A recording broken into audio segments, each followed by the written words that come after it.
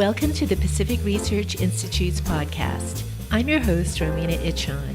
In this podcast, our guest is Sally Pipes, President and CEO of PRI, and who just launched her new book, The False Promise of Single-Payer Healthcare. It was only a few years ago when single-payer healthcare was a dream of only the most progressive advocates in this country. But today, a government takeover of the U.S. healthcare system has never looked more plausible. Support of the idea is at an all-time high. 2/3 of Democratic voters favor single-payer healthcare, and even 1 in 4 Republicans are on board.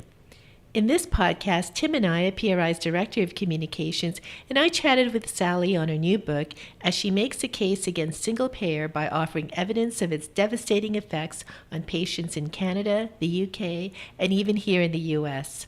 Thanks for joining us. Welcome to PRI's podcast, Sally. It wasn't too long ago when single payer was dismissed as just a dream of the fringe left. But now we have some prominent members of the Democratic Party, Bernie Sanders and Elizabeth Warren, as well as dominant states like California, put serious proposals on the table. What do you think led us to where we are now? And ironically, do you think it was the failure of Obamacare? Ro, you're absolutely right. Single-payer healthcare, Medicare for all, is really now out there in the mainstream. I mean, as Will Embry-Moore wrote in Harvard Political Review just in January, single-payer Medicare for all was considered a pipe dream by all but the most progressive of voters 5 years ago. Today, it is really in the mainstream. Half of all Americans, 2/3 of Democrats, 15 Democratic senators, the U.S. Senate, and the majority of Democratic House members now support single-payer or Medicare for all. It has taken a long and arduous political path to popularity, but it is very popular. And for those people, our friends who often say, Sally, single payer will never happen in this country, I think it's important to read what Doug Holtz-Eakin had to say. He said, those of us who believe that market forces and private innovation lead to the best outcomes should take this single-payer effort seriously. The appeal of single-payer to an electorate worried about rising healthcare costs and weary of nonpartisan battles should not be underestimated. It can be framed as a panacea to all that ails us. And so really, I think Obamacare, was supposed to bring about universal coverage, bend the cost curve down. Neither of those things happened. The American people who considered buying into the state exchanges or healthcare.gov realized the premiums were very high, the deductibles were too high, and small networks of doctors and hospitals. So because of the fact that only 12 million people signed up on these exchanges, and the number of uninsured continued to be very high, around 28 million, people are looking for new ideas. And when you have someone like Bernie Sanders out there, he is pushing nonstop. I call him the Pied Piper of single-payer healthcare. We've got 4 senators, U.S. senators, Democrats, who want to become the presidential nominee for the Democratic Party in 2020. We have Elizabeth Warren, Kristen Gillibrand from New York, Cory Booker from New Jersey, and of course, California's own Kamala Harris. So there's a lot of support for this idea right now, and I think it's because the Republicans were not able to fully repeal and replace Obamacare, and people are fed up with listening to how it's going to be repealed and replaced. Sally, as a former Canadian, you're one of the few healthcare policy analysts in the U.S. who actually lived under a single-payer system. Can you describe to our listeners what our neighbors in the North are really going through under single-payer? Well, of course, and I moved to the United States. One of the reasons I took the opportunity to head up PRI way back 26 and a half years ago in 1991 was the thought of being able to get out of the single-payer Medicare for all healthcare system. I worked at the Fraser Institute, and back in 1988, we started a program called Waiting Your Turn, a guide to waiting lists. And this, of course, was because the Canadian government had fully taken over the healthcare system in 1984 under the Canada Health Act. And we saw that more and more people were having a hard time getting a doctor, getting an appointment with a specialist from a referral from their primary care doctor. So in 1993, when Fraser Institute published its report, the average waiting time from seeing a primary care doctor to getting treatment by a specialist was 9.3 weeks. That's over 2 months. Last year, 2017, that average wait had not gone down, but it had increased to 21.2 weeks. And the waiting times for an MRI on average in Canada is 11 weeks. For neurosurgery, 33 weeks. So the waiting times have grown And it's interesting that 63,000 Canadians, people have to remember, yes, Canada is a large country, but they only have 36 million people. 63,000 Canadians left Canada, came across the border to get health care in the U.S. that they paid for because they were so worried about the waiting time that they were going to have to face in order to get an appointment with a specialist. So single payer is not working in Canada. It's not working in the United Kingdom, where we've seen disastrous stories since the beginning of this year on the terrible things that are happening under the National Health Service in terms of wait times, ambulances not being able to get into emergency rooms, 55,000 surgeries being canceled. It doesn't matter where you look. Government running a healthcare system fully does not work. It all results in long waits, ration care, and lack of access to the latest technology and innovation. So this push in the U.S., whether it's California at the federal level with Bernie Sanders, Rhode Island now has a single-payer bill, New Hampshire, Massachusetts, all of these programs that are out there pushing single-payer are going to lead to the same disasters in the United States as they have everywhere else. So, Sally, let's turn to California, where a single-payer bill is being considered in the legislature. As you mentioned, in Canada and the UK, waits and ration care are the outcomes of all single-payer systems because the demand for care exceeds the available funding. Why would California be any different under a single-payer system? Well, California would not be any different than any other single-payer system. As we know, SB 562, California single-payer bill, passed the Senate on June 1st, 2017. It was a bill that had been introduced by two Democratic California senators, Tony Atkins from San Diego and the other Ricardo Lara from Southern California as well. It is interesting to me that there was so much support from the nurses union. The nurses have become so militant in pushing this single payer idea. And I don't know, it really surprises me why the nurses are so much in favor of the government running the healthcare system, because they know, I'm sure they know, that their salaries will be decreased. Unions will be making decisions and negotiations with the government. And so SB 562 is a disaster. It would cost, according to the Senate Appropriations Committee, $400 billion a year. That's more than double the whole California budget, which is about $185 billion a year. Professor Pollan at University of Massachusetts Amherst predicted that it would only cost $330 billion to implement a single-payer system. But the question is, as Assembly Speaker Anthony Rendon, who parked the bill last fall, saying that he wanted the answers to two questions. One is, how much would this program cost, and how is it going to be paid for? So as of now, SB 562 is parked in the Assembly. Hearings were held. The last hearing on universal coverage and how single payer would be paid for took place on February 7th. It is still parked, and it is probably not going to go anywhere in this legislative session.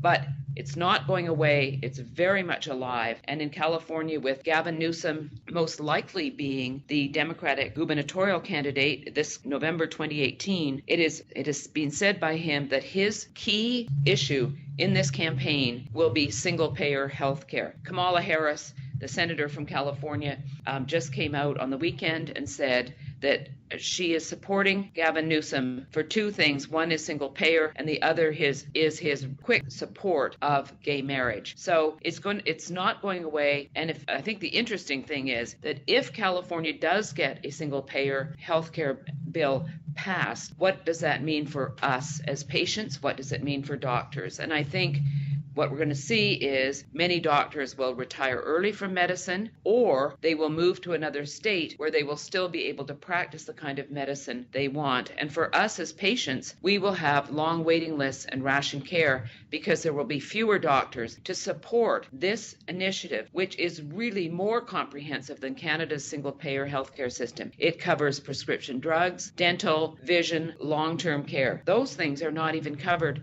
under the Canada Health Act, and look at the waiting times that Canadians face. Sally, I wanted to bring up one of the things that was kind of glossed over in these assembly hearings on single payer, and that's the experiences of other states. You know, Vermont, for example, eventually had to withdraw the single payer bill that was signed into law by Governor Shumlin in 2011 because income and payroll taxes would have had to go up significantly. In Colorado, the voters there rejected a single payer plan in November November of 2016 by an 80-20 margin, and the Democratic Governor Hickenlooper there urged Coloradans not to vote for this bill that would almost double the state budget. As you mentioned, in California, we would get the same scenario to our budget or worse, and yet many still want to press forward. So, in your view, what are these forces that are pushing single payer to California? Well, I think, as you mentioned, Tim, Governor Shumlin signed a single payer bill in Vermont, which, of course, as we know, is Bernie Sanders' state, in 2011. In December of 2014, he had to rescind his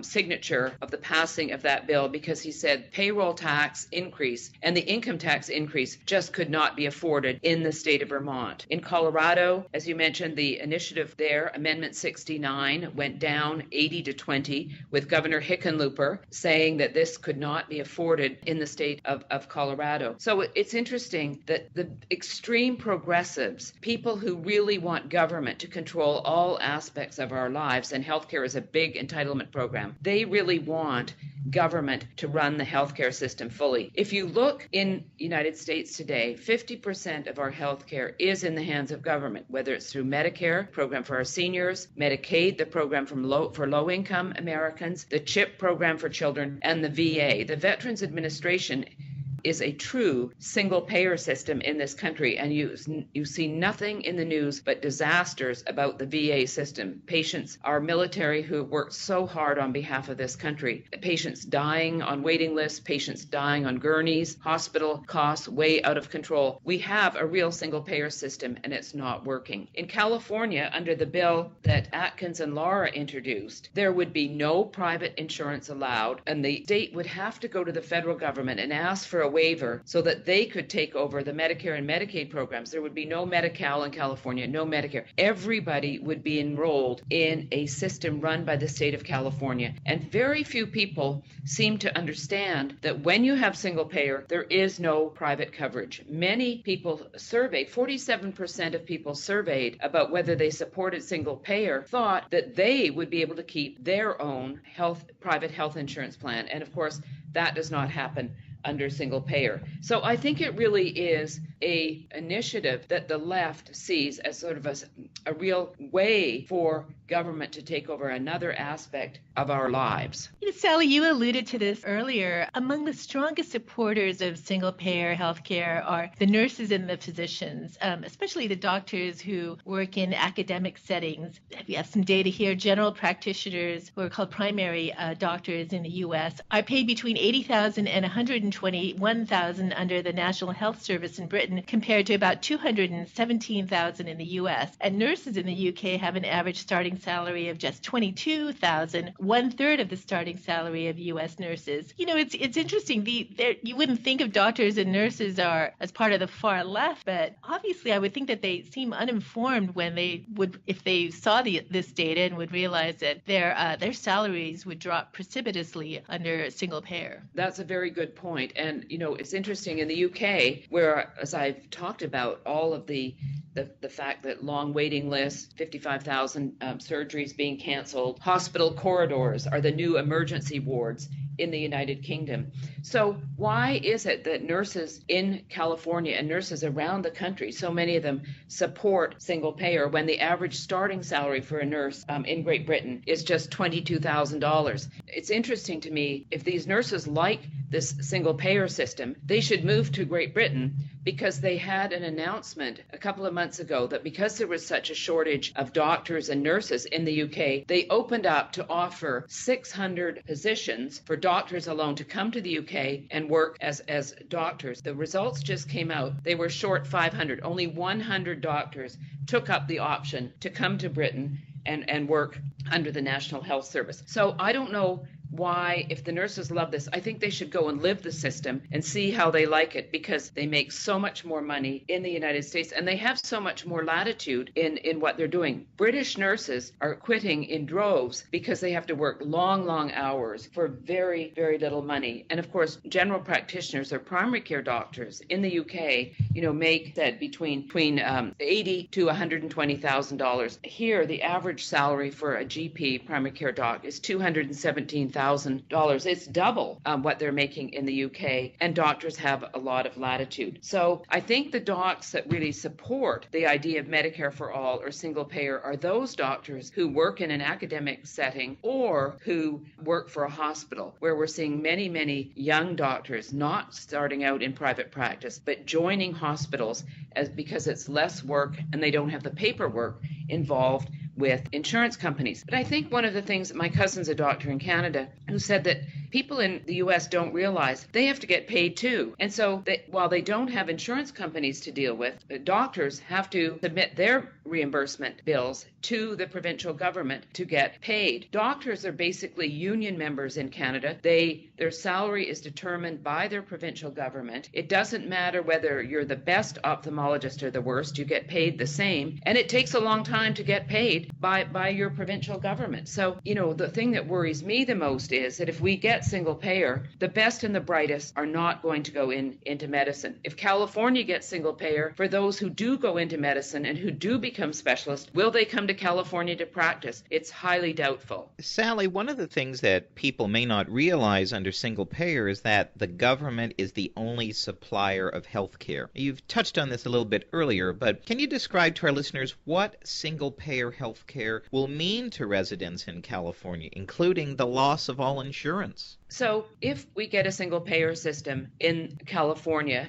and whether it's Bernie Sanders' federal Medicare for all or the California SB 562, they are programs that outlaw any private health insurance, plus Medicare and Medi-Cal. Everyone would be under one roof. Now, there are very few real single-payer healthcare systems in the world. In fact, Canada is one of 3 countries, joined by Cuba and North Korea. In Great Britain, for example, when they set out in 1948 to have set up the National Health Service, they actually allowed private healthcare to run parallel. It's taken a long time to really take off, but 10% of Brits now have private health insurance. When Canada was setting up its program, its Medicare for All program, they went to the UK and said, what was the biggest mistake you made?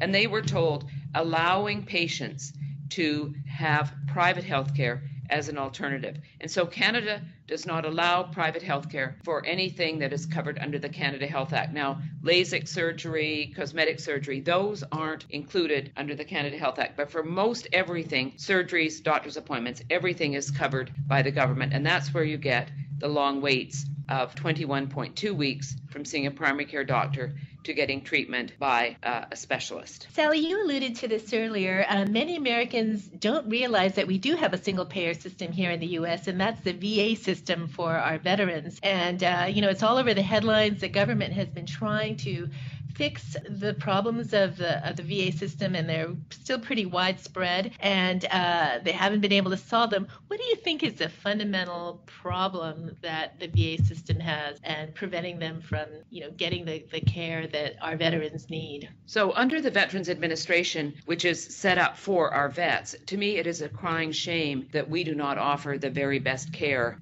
to our vets. Because the VA system is a single payer system. Everybody has seen the VA hospitals. The waiting times are very long. In many cases, for vets to go to a VA hospital, it's a long drive, and it may be even inaccessible to them. So our vets are suffering under this system. They did pass legislation in 2017 allowing the VA Choice program, where if a vet had to be on a waiting list for a certain length of time, they would be then able to go to a private doctor or hospital. The problem is that to get approval for this, it's been very, very slow. So really, in effect, our vets are in a single payer system, and it is not working for them, and it is a shame. Secretary Shulkin, has talked about making changes to the VA, but he has also said publicly that he does not support privatization of the Veterans Administration. I think we need to bring competition into the VA. The VA should be privatized, and our vets should be able to go to the doctor and hospital that suits the needs that they have for their own health care, and not be left in a system where they can't get care. I've had so many letters from vets when I write op-eds on this issue telling me the horror stories and the treatment that they have received. And in fact, recently, Senator Tom Coburn told me that a friend of his, a retired doctor, went to work at the VA in Oklahoma, and he found out that there were docs working there who had had their licenses suspended. And that story just broke in USA Today recently, that doctors practicing in the VA, not all of them, but some of them, actually do not have the active licenses. So this is extremely worrying to think that if you lost your license, you're practicing in the VA, and that just shows the type of care that we are providing for our vets, and it's not working. Sally, you've just come back from Washington and had several meetings on the Hill while you were there. What did you learn about the status of repealing and replacing Obamacare? And given the political climate in Washington, what are some of the reforms that you think can get through Congress? Well, there's been a lot of talk about repeal and replace. As you know, I think the Republicans won the presidency, the House, and the Senate in November 2016 on their promise to repeal and replace Obamacare. As we all know, it never happened in 2017. The last ditch effort, Senators Lindsey Graham and Bill Cassidy brought in a bill which would have transferred power to the states, federal funds being granted to the states. Senator McConnell never brought it to a vote because he said he just didn't have the votes. So here we are, it's 2018. Where are we on repeal and replace? Senator McConnell said early this year that we are moving on from repeal and replace. Senator Thune said in response to Senators Graham and Cassidy saying they're going to bring back to Congress, to the Senate, their bill to transfer funds from the feds to the states so they can run their own healthcare systems. Senator Thune said, basically, I don't think this is going to happen. Repeal and replace is dead for now. We had several meetings on the Hill, and it seems to me between the House and the Senate, with the Republicans only having a majority of 51-49 in the Senate, it would be very, very difficult. I don't think anything's going to come forward. Where we do see some movement is in specific things happening through executive order and through administrative changes. I'm very, very pleased that Alex Azar has been appointed Secretary of HHS. He's been a longtime supporter of repeal and replace. So some of the things that are very positive in my mind are the executive orders that President Trump signed on October 12th of 2017. One is the allowing the setup of association health plans, so small groups could get together, band together, and get better plans at cheaper rates. In fact, I think State Policy Network should really look into this because so many small think tanks can't afford to offer health care. So association health plans is a very, very good idea for small business. Small business was very hurt by Obamacare. The second part of his executive order was allowing short-term insurance plans to go back to being allowed for just under a year instead of 3 months under Obamacare, and to allow these plans to be renewed over and over again. These short-term plans are very good for people who don't have employer-based coverage, who are between jobs and need coverage, and say they cannot afford to buy a plan on the exchange, or even they miss the open enrollment period. President Trump has just introduced new guidelines for allowing the short-term plans to be available, and I think it's very, very positive. Idaho was the first state that came out and said they're going to be offering the Freedom Blue plans. There's been a lot of dissension in the progressive press saying this is sabotage. We're going to introduce lawsuits to get rid of these short-term plans, but they really will help reduce that number of uninsured, which the Congressional Budget Office has said, with the individual mandate repeal going into effect on January 1st, 2019. The CBO said there will be 23 million Americans will lose their coverage. Well, with these short-term plans, a lot of these people will get a short-term plan, and it will provide the kind of coverage, particularly for younger people, that they want and haven't had access to. The last point is on the health reimbursement accounts, that people who have employer-based coverage and have an HRA, they would be able to use the contributions in their HRA to pay that portion of the premium that they have to pay themselves. President Trump on October 13th did a very bold thing in saying that the cost-sharing reduction subsidies, which were illegal because those funds were never appropriated by Congress, we're looking at about $10 billion a year. He said they are over. Now, that was a very bold move because because they were illegal. We're now seeing some move saying some members of the Senate, some members of the House are going to introduce bipartisan bills which would reinstate the cost-sharing reduction subsidies. Senator Lamar Alexander, a Republican, and Senator Patty Murray, who's a Democrat, they've been very much involved in bipartisan support to bring the CSRs back. I'm hoping that these bills go nowhere. The cost-sharing reduction subsidy plans that are illegal are really out there to help insurance companies, and insurance companies that have already built in their premiums for 2018. We do not need more support for insurers from the taxpayers. Well, it's a last question of PRI's podcast, and as you know, it's our tradition to ask our guests for a wine recommendation. Given that single payer has reared its head once again, it's important that all of us keep fortified with wonderful wines. So we know you're a fan of rosé, and in the last podcast you mentioned that you like Miraval. Well, spring is just around the corner, so do you have another suggestion for us? Well, Miraval, I guess because of demand, this is how the market works, has become quite expensive. And so my second choice, and I think really one of my favorites, is a French rosé called Belle Rouge. It is produced by M. Chapoutier, a big fancy producer in France. You can get a bottle of Belle Rouge for about $14, and at the end of the season, when it's not sold out, you can probably get a bottle for $8.99, and it's as good as any, and it's fantastic. And if we do not repeal and replace Obamacare, and if we do get single payer, I will be living on Belle Rouge. Thank you, Sally. Thank you. Thanks again to our guest, PRI President Sally Pipes, and to Tim Anaya. To buy a copy of Sally's book, The False Promise of Single-Payer Healthcare, go to Amazon.com or wherever the Encounter Books Broadside series is sold. If you like this episode, please tell your friends and subscribe to PRI's podcast at iTunes, Google Play, Stitcher, or TuneIn. And please do us a favor and give us 5 stars. You can also listen to our podcast on PRI's YouTube page, youtube.com/Pacific Research 1. That's the number 1. And check out our blog Right by the Bay on our website at pacificresearch.org. Thanks for listening. I'm Rowena Itchon. We hope you'll come back again for another episode of PRI's podcast.